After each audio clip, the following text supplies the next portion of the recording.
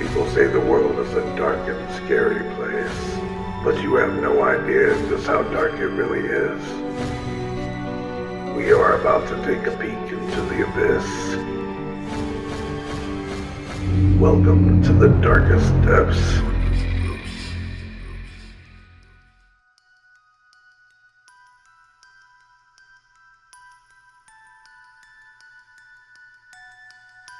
Six-year-old Avery Peaches Shorts lived with her mother Hazel and two other siblings in Montgomery Village Apartments, which was known to be one of the worst areas in Knoxville, Tennessee.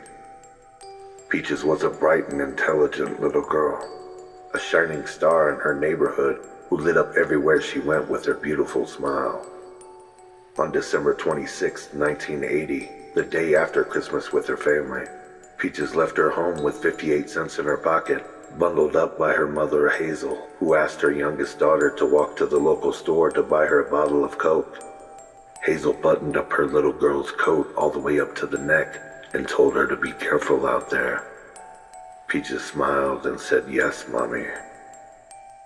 On the way, Peaches would hang out with friends, visit the laundromat, and finally enter the convenience store. The store's clerk recalled seeing Peaches enter, buy the soda, and leave a few moments later. The 6-year-old would begin her journey back to apartment 243, but would not make it. Somewhere along the way, she was abducted on the street in broad daylight. When 50 minutes had passed with no sign of her daughter, Hazel called the police. And before the night was through, dozens of law enforcement personnel were searching for Peaches. The locals believed that Peaches was too wise to get into the car with a stranger, leading police to believe that a family friend was responsible. In the coming months, the number of police and private citizens searching for her grew into the hundreds, but no new clues or suspects were found. 13 months later, in January of 1982, two hunters on some old farmland made a gruesome discovery. It was the mangled and decomposed body of little Peaches Shorts. A wire was wrapped tight around her neck, and an autopsy showed that her neck was broken as well. This led investigators to believe that she had been strangled manually with brutal force, and later strangled again with wire found on site at the farm to make sure that she was dead. Her body was mostly decomposed, but her hair remained, still in pigtails with bows tied in them, just as Hazel had placed them in before she left the apartment. She still wore her jacket, buttoned all the way to the top. No evidence of sexual assault was present. Peaches had simply been savagely strangled and left in the dirt, with no evident motive other than cruelty. Police zeroed in on a suspect, a longtime drifter and conman named Mitchell Reed. Reed had been dating Peaches' mom, along with two other local women, and had been nagging Hazel to let him move in with her and her 3 kids.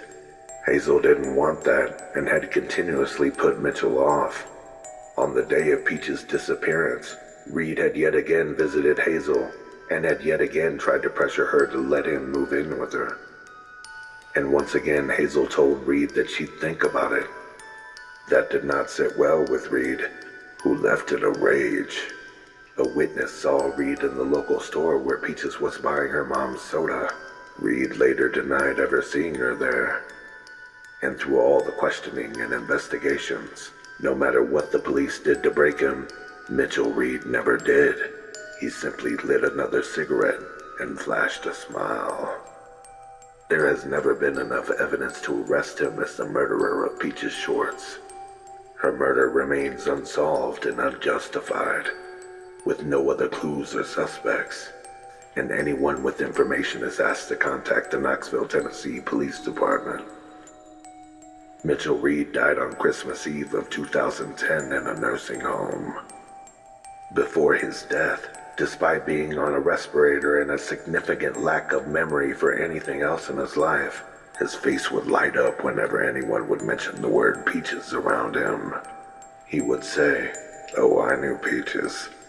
I can't say I didn't because I did." Whatever happened to her?